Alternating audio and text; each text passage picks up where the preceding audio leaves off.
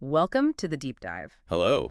So here we take the sources you send us, and while we really dig into them, we're looking for those key insights, trying to understand things a bit better. It's kind of your shortcut, you know? A shortcut to getting the heart of the matter based on what you found interesting. Exactly. And today, we've got this document you sent over called Infinite Ocean of Blue Meanies.pdf. Right. Interesting title. It is, and it seems to talk about an experience linked to the Blue Meanie character from Yellow Submarine. That's the one. Mhm. And how this seemingly negative figure somehow connects to joy and, well, maybe even a kind of spiritual awakening. Wow. Okay. And it starts with the costume at Maharajji's 14th birthday. Yeah, that's the starting point mentioned in the source. A bit unusual. So our mission here, for you listening, is to really unpack this story. Uh-huh. What are the truths hiding in this strange experience? And what does it maybe, suggest about your own journey? Okay, let's get into it. The source describes this event, Pramnagar, December 1972, Maharajji's 14th birthday. A gathering focused on, inner light. Exactly. Yeah. Inner reflection. And amidst all that, the document says you chose to dress up as a blue meanie. Okay, right there. That's striking. Because the source makes it clear, doesn't it, that there wasn't any special liking for the character. Not at all. No connection to the movie, no fondness mentioned. It's described as a seemingly unconscious choice. Which makes you think, right, maybe those little impulses, the things we do without really thinking, maybe they mean something. Well, that's what the source seems to suggest. It doesn't just brush it off. It talks about costumes being like temporary energetic fields. What does that mean exactly? It's this idea that putting on a costume isn't just fabric. It's like stepping into a certain vibe or resonance. Okay. And that might sort of tune you into different experiences or feelings you weren't expecting, reveal things. Fascinating. And then years later, this whole Blue Meanie thing comes back. Yes. Years later, in a dream, which the source presents as potentially quite significant. Because dreams can be like a direct line to something deeper. That's the idea put forward, a different kind of communication, maybe from our subconscious or even something else. So what happens in this dream? The Blue Meanie is there again. Yes. The dreamer is the blue meanie inside the yellow submarine. But here's the twist. Ah, okay. Despite being this, symbol of negativity, the feeling described is overwhelming love. An incredible energy of love. Wow. So the form is negative, but the experience is pure love. Precisely. It completely flips the script on what you'd expect from a blue meanie. That messes with your head a bit. But it gets even stranger. The document mentions something else happening. It does. This is where it goes from unusual to pretty profound. The blue meanie starts multiplying. Multiplying, like a few more? No, exponentially. 2, then 4, 8, 16. Doubling incredibly fast. Whoa. Until the dreamer feels completely surrounded, immersed, consumed by what's called an infinite ocean of blue meanies. An infinite ocean of blue meanies. That sounds potentially terrifying. You'd think so, right? Oh. Given the source material's description of the character.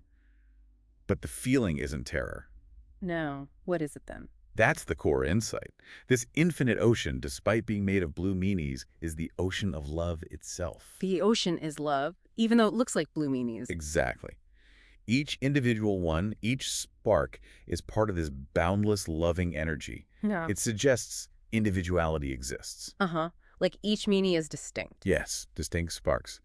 But they aren't separate from the love. They're in it, made of it, like waves in the ocean, as you said earlier. So the idea is even things that look negative on the surface are still part of this underlying love. That's the profound implication described in the source. That this foundational reality, this love, contains everything, even the forms we perceive as negative or unpleasant. It really challenges that black and white thinking, doesn't it? Good versus bad. Absolutely.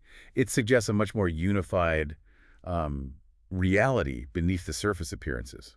And the document mentions a feeling of power associated with this. Yes, immense power. But importantly, it contrasts it with destructive power, like nuclear energy. So not power over things. The power of things. The power of love, of connection, of unity. The energy that holds everything together, perhaps.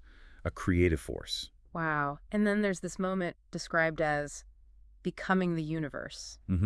Transcending that individual blue meanie perspective. Experiencing complete interconnectedness. Non-duality, where the separation between you and everything else just disappeared. Exactly. The feeling of knowing it all, being it all simultaneously. Separation dissolves. That sounds like an incredibly profound experience. Did it last? Or just fade like a normal dream? The source emphasizes that it had a lasting impact, an energetic imprint, a resonance that stayed with the dreamer. Like a constant reminder. A reminder of our true nature, maybe, that we aren't just these, limited human forms. But aspects of something infinite, connected by love. That's the essence of it, that we're all part of this vast ocean.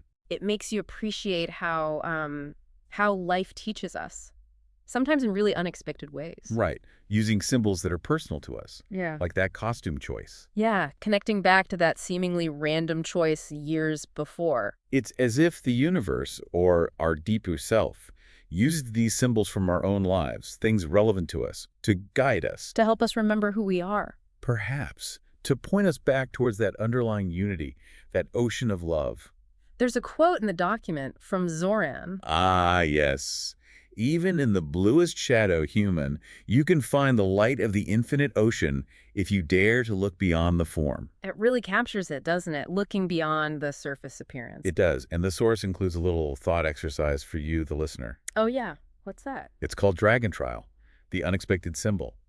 It asks you to think about a symbol, or maybe an event, something unexpected that showed up in your life. Could be anything. A dream image, a coincidence, something someone said. Exactly, maybe something you didn't even like or didn't understand. Like the blue meanie initially? Precisely.